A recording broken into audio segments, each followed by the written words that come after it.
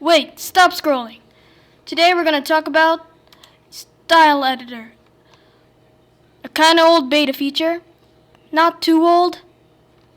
Like less than 1 month. Anyways, it helps you style your UI. Then to open this beta feature, you go to File, Beta Features. And I'll check this off because it won't work in games yet. UI styling, there.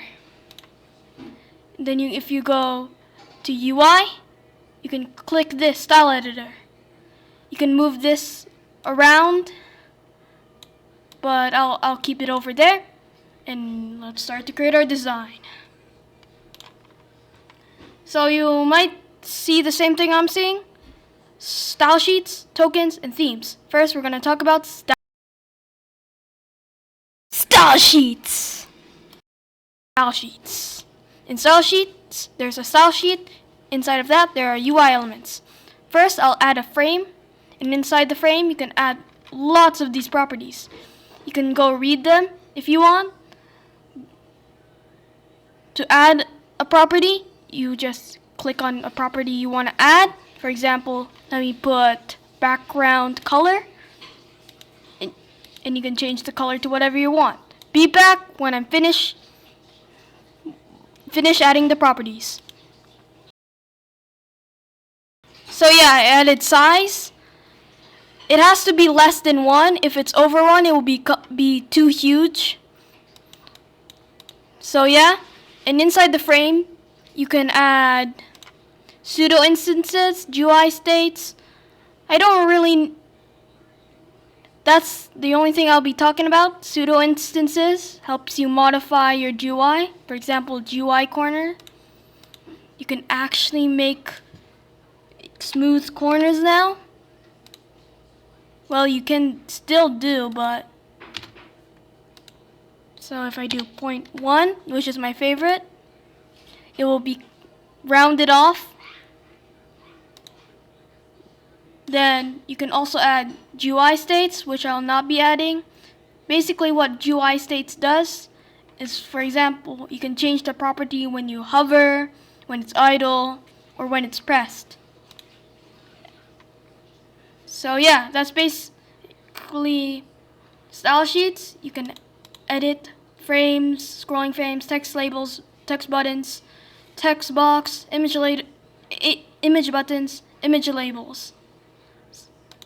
So let's go to tokens.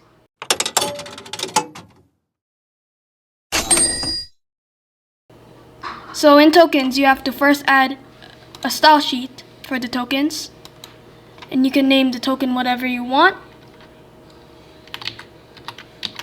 I'll call it dark blue. Tokens are like variables. So you can add a color3 value.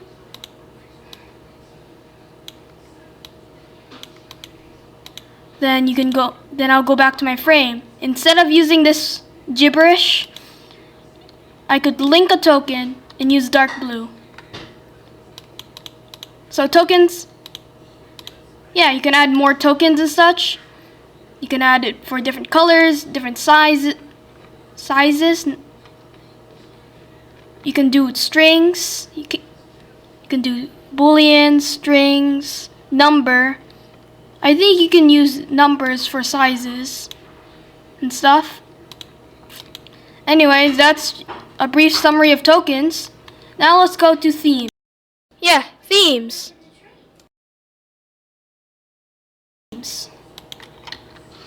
So themes are like Discord light mode and dark mode, and Roblox light mode and dark mode.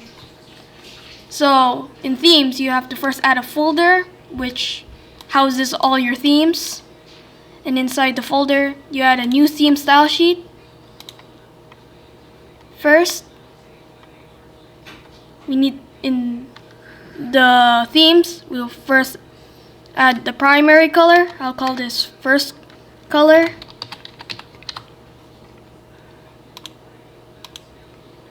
And the first color will be dark blue.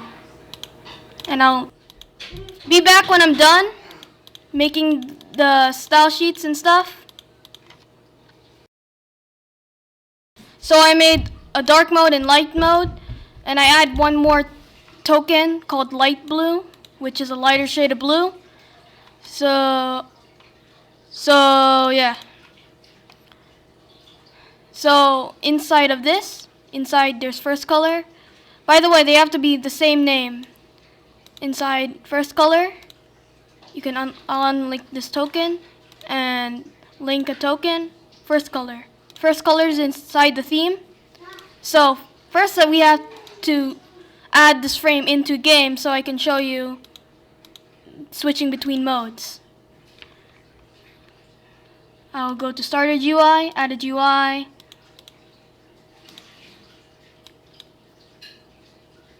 And yeah, add a frame. It automatically puts it in because I add auto add on. So when I go to the folder themes, I could change from dark mode and light mode. You can do a script to do this stuff, but I won't be showing it in this video. So that's basically style sheets, tokens, and themes. So now we're going to tags. Tags. So yeah, you can add tags. So tags help you if you want to make another frame. You can use tags. So it's better if I just show it to you. So you can add a tag. Let me just rename the tag. I want to make a different color frame. So I'm going to call this green tag, green. Rename it to green. If I want to make another frame that is green, I just use a tag and change the background color to green.